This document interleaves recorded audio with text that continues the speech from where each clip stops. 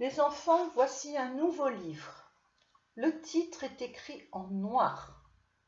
Il y a un mot qui commence par quelle lettre? Un P. Et ce mot, c'est pilotin. Voilà. Vous avez ensuite le nom du monsieur qui écrit l'histoire. Il s'appelle Léo Lionni. Donc, on commence. Alors, regardez bien. On voit plein de petits poissons rouges et on en voit un qui est de quelle couleur? Il est noir. Près d'une plage, la plage, vous savez, c'est comme vous allez à Nice, c'est au bord de la mer. C'est un morceau de terre où il y a des cailloux ou du sable. Près d'une plage dans la mer, immense, très grande. Des milliers de petits poissons vivaient heureux. Ils étaient tous très contents. Tous étaient rouges, sauf un, qui était aussi noir qu'une coquille de moule. Il nageait plus vite que tous ses frères et sœurs. On l'appelait pilotin. Alors, vous savez qu'un pilote, c'est celui qui conduit un avion ou par exemple une voiture pour faire une course. Donc, pilotin, c'est celui qui conduit et les autres le suivent. Mais voilà qu'un jour, un gros poisson féroce, ça veut dire méchant féroce, et affamé, qui a très faim, fonça sur eux comme une torpille. Une torpille, c'est une arme qui va très très vite. Il ne fit qu'une bouchée de tous les petits poissons rouges. Pilotin seul lui échappa. Regardez le gros poisson qui mange tous les petits poissons rouges. Sauf Pilotin, il est malin. Il est descendu, il se cache dans la mer.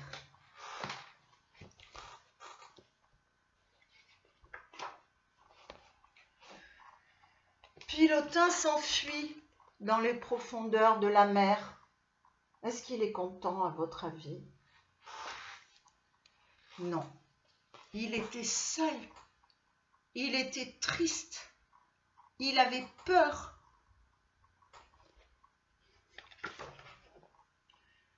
Mais il découvrit bientôt les 1000 merveilles qui peuplent la mer.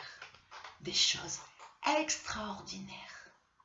En allant de l'une à l'autre, il reprit courage et se sentit moins malheureux. Il vit une méduse, belle comme une gelée, c'est un peu comme la confiture, la gelée, d'arc-en-ciel. Ça veut dire qu'elle a plein de jolies couleurs, la méduse. Vous l'avez vue, la méduse? Elle est très belle, vous pourrez la dessiner si vous voulez, avec ses tentacules. Mais la méduse, si on nage, elle peut piquer dans la mer. Mais ce n'est pas grave, hein? Mais elle peut piquer, ça fait mal. Il vit aussi un gros homard cuirassé, ça veut dire il a une cuirasse, un peu comme les chevaliers, vous savez, du château. Ils avaient une cuirasse très lourde. Et le homard, il est un peu comme ça. On ne peut pas facilement l'attaquer. Il est comme un tank sous-marin. Alors un tank, c'est un gros camion qui est très très très solide, mais on l'utilise pour la guerre. Voilà. Alors regardez le homard. Le homard dans l'eau, il est bleu. Enfin, il a des couleurs un peu comme ça. Mais quand on le fait cuire pour le manger, il devient rouge. Et regardez les pinces qu'il a. Elles sont encore plus grosses que celles du crabe.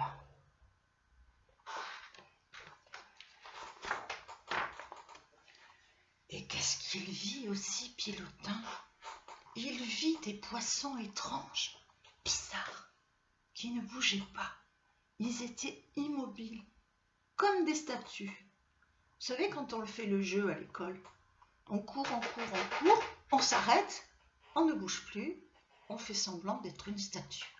Eh bien, les poissons que vous voyez ici, on dirait des statues. Ils ne bougent pas.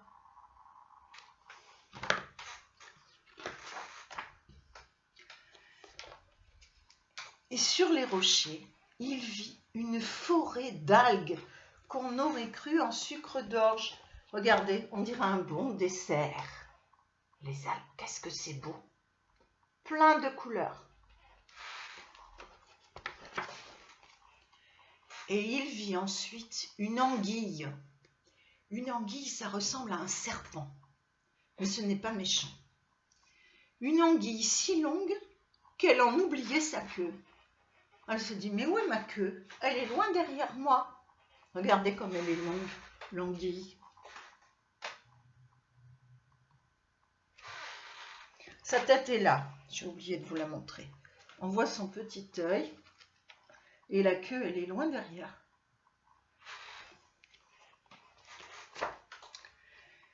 Et il vit aussi des anémones de mer qui se balançaient doucement comme des petits palmiers roses sous la brise.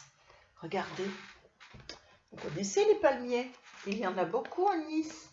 Eh bien, ces anémones de mer, elles ressemblent à des petits palmiers. Et là, qu'est-ce qu'on voit en bas, les enfants? On voit une étoile de mer. Vous avez vu, elle a la forme d'une étoile dans le ciel. Et là, on voit un oursin. C'est un coquillage qui pique, qui pique.